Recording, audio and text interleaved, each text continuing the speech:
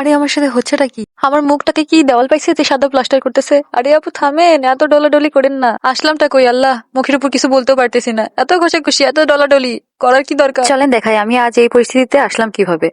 আসলে আমারই বেশি করি বাসায় উদয় বসে বসে ভালোই দিন কাটছিল। মাথায় হুট করে কি পোকা যে কামড় দিল, ভাবলাম একটা এক্সপেরিমেন্ট করি। সার্চ করলাম বগুড়া বিউটি পার্লার লিখে, আর সবচেয়ে লোয়েস্ট রিভিউ দেখে একটা পেজ সিলেক্ট করলাম। পেজে একটাই রিভিউ ছিল, আর সেই একটা রিভিউটাই এমন বাজেভাবে লিখছিল যে আপনাদেরকে আমি পড়েও শোনাতে পারলাম না। লোকেশনটা আমার বাড়ির পাশেই ছিল, আর আমিও দেখতে চলে গেলাম বিউটি পার্লারটা আসলেই কি এত খারাপ রিভিউ ডিজার্ভ করে কিনা। আজ বাহিরে অনেক রোদ ছিল, আমরা গাড়ি নিয়ে চলে গেলাম জামিল শপিং সেন্টারের সামনে। পেজ থেকে আপুর নাম্বারটা নিয়ে আমি যাওয়ার আগে আপুকে কল করেছিলাম, তাই আমাদের বেশি খুঁজতে হয়নি পার্লারটা। আমরা যেতেই আপু আমাদেরকে রিসিভ করতে আসছিল। আমি বলেছিলাম না যে ভিডিও রেকর্ডিং করব, তো আপু জানে না যে আমি ভিডিও করতেছি। আমি জেনিউন দেখতে চাইছিলাম তাদের ব্যবহারটা আসলে কেমন, কারণ রিভিউ তাদের ব্যবহার সম্পর্কে অনেক বাজে কথা লেখা ছিল। যাই হোক, আপু আমাদের দুজনকে অনেক ভালোভাবে রিসিভ করে।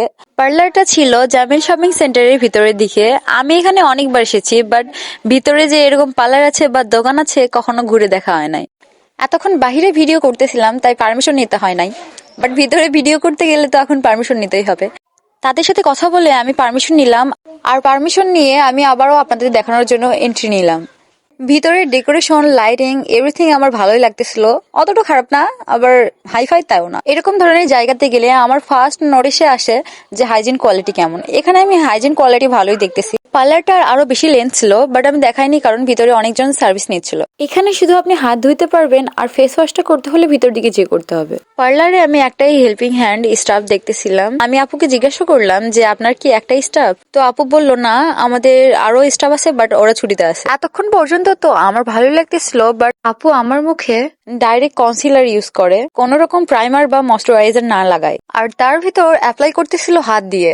আর কনসিলারটা আমার ফেস শেডেরও না। এই সব কিছু তাও মেনে নিলাম, বাট এটা কি রে ভাই, আমার চেয়ে 3 গুণ ব্রাইট স্কিনের foundation লাগাইতেছিল। What the phuchka.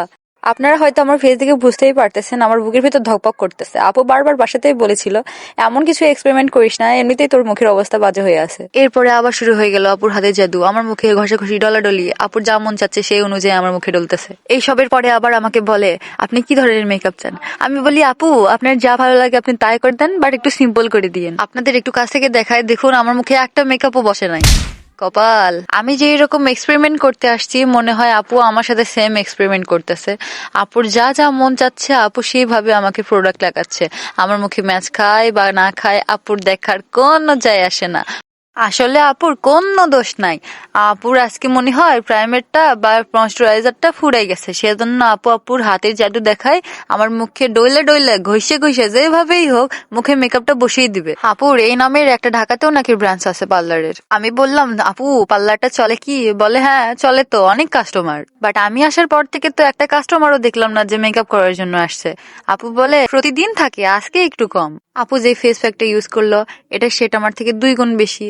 R use করলো আবার ফেস পাউডার, যেটা হোয়াইট কালার ফেস পাউডার কে ইউজ করে এরকম শেডে ভাই। যত মেকআপ আগাচ্ছে আমি হচ্ছে মরে যাচ্ছি।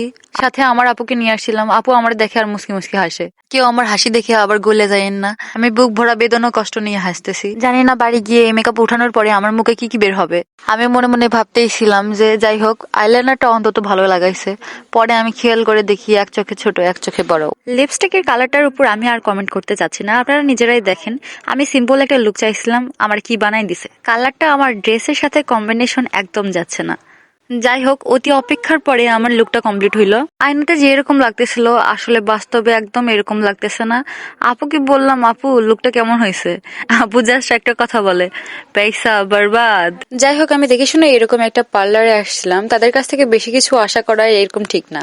তবে তাদের পেজে যে ধরনের রিভিউটা পড়ছিল আসলে অ্যাটলিস্ট এরকম রিভিউ কাউকে দেওয়া ঠিক না।